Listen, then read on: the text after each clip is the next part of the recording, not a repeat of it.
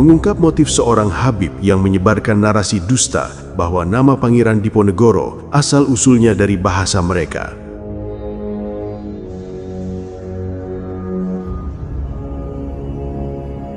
Daripada Diponegoro yang nama aslinya adalah Abdul Hamid, Al-Ustadz Kiai Haji Abdul Hamid, seorang ulama besar.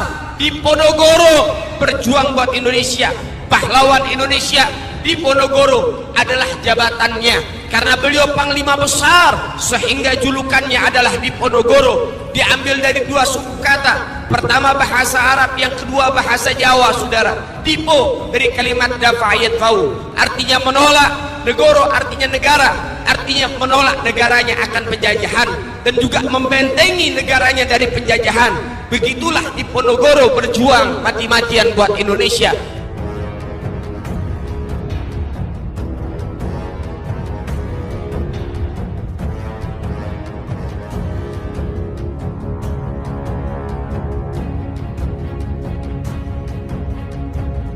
Jagad media sosial Indonesia kembali digemparkan dengan ditemukannya potongan ceramah seorang keturunan imigran Yaman atau lebih dikenal dengan sebutan Habib.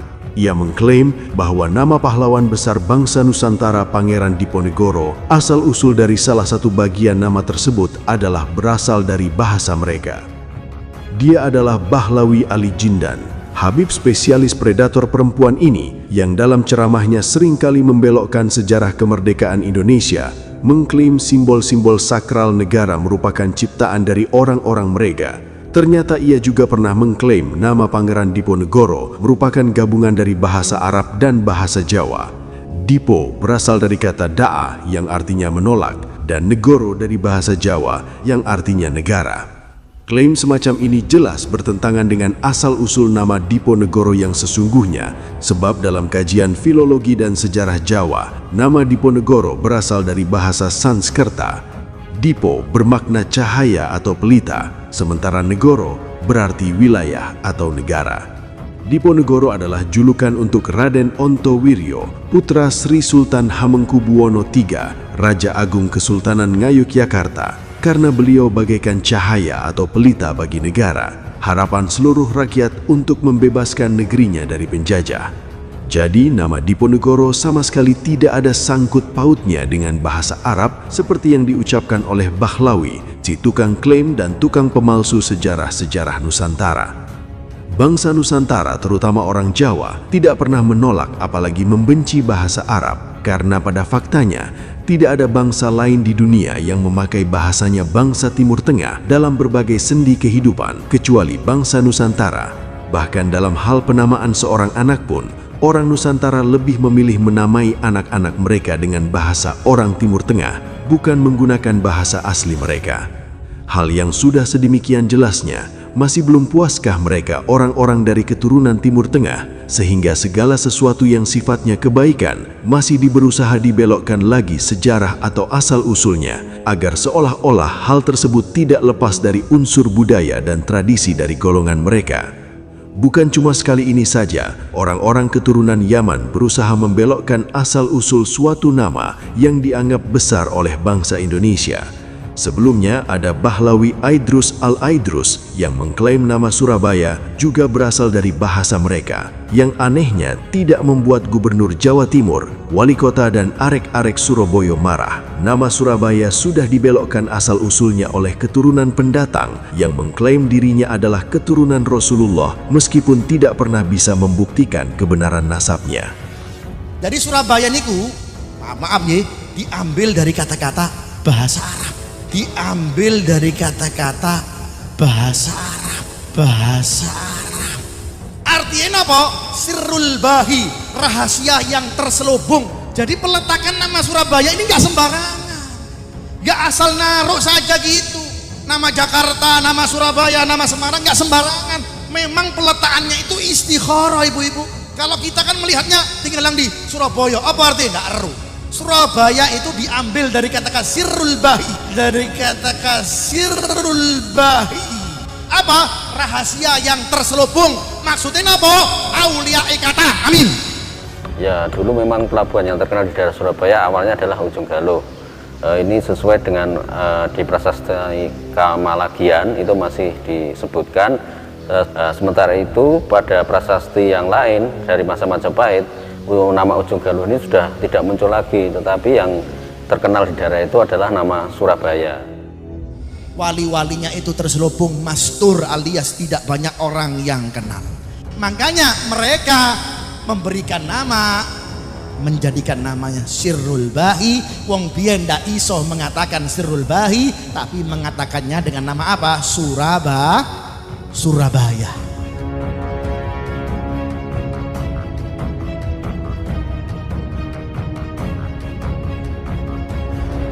Maraknya kasus pemalsuan sejarah Nusantara oleh kaum keturunan Yaman, yang dalam hal ini adalah tentang dibelokkannya asal-usul suatu nama yang sangat disakralkan oleh bangsa Indonesia, tentu membuat kita bertanya-tanya, apa motif sesungguhnya dari golongan Habib Yaman sehingga mereka sangat berani melakukan pembelokan sejarah.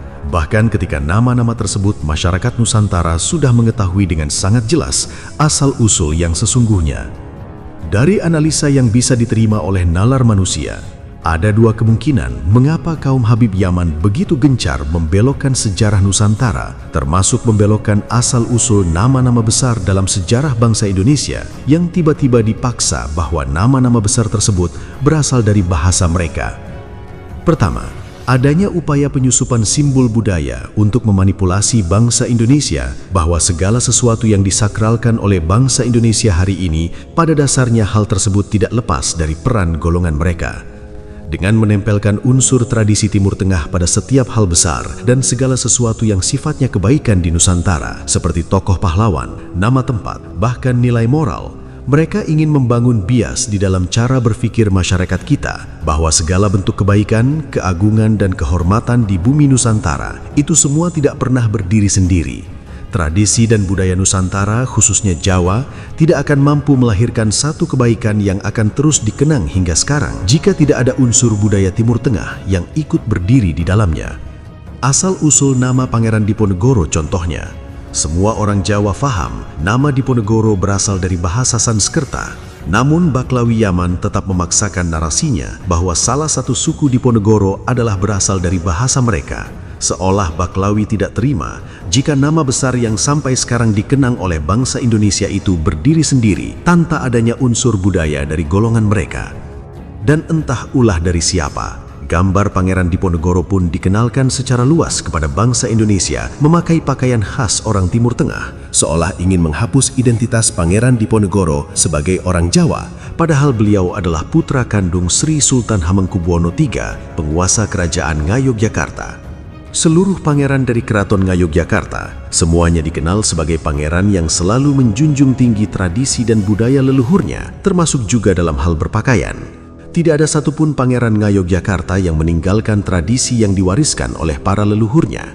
Bahkan jika difikirkan menggunakan nalar dan logika, mustahil orang Jawa mengenakan jubah, apalagi dalam kondisi sedang melakukan perang besar. Dikenakan ketika orang Jawa bekerja pun akan sangat sulit karena sudah pasti membatasi pergerakan, apalagi dikenakan ketika sedang melakukan perang. Kemungkinan kedua dari motif kaum Habib Yaman selalu membelokkan sejarah Nusantara bahkan lebih berbahaya, yaitu adanya upaya penghapusan identitas budaya lokal bangsa Nusantara dengan mengklaim bahwa berbagai unsur kebaikan dan juga nama besar dalam sejarah Jawa sesungguhnya berasal dari tradisi dan budaya Timur Tengah. Para keturunan Yaman ingin menanamkan bias di alam bawah sadar manusia bahwa segala sesuatu yang bernilai tinggi, bermoral, atau memiliki nama besar, sesungguhnya itu bukanlah hasil dari peradaban orang-orang Jawa, melainkan itu semua adalah warisan budaya dari orang-orang golongan mereka.